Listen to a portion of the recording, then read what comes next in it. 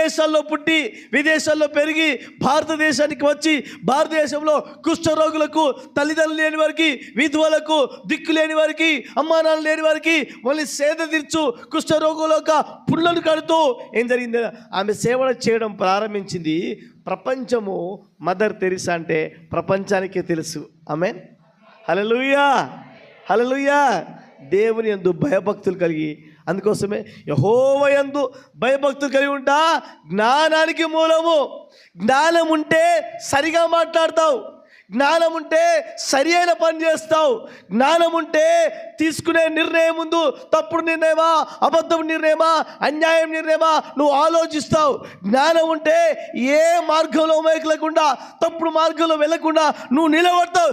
సచ్చినా పరులే, నా కుటుంబం కోసం నేను నిలబడతా అని ఒక నిర్ణయం తీసుకుంటావు. అప్పుడు ప్రజలు నిన్ను కొడియాడతారు, అప్పుడు ప్రజలు నిన్ను మెచ్చుకుంటారు, అప్పుడు ప్రజలు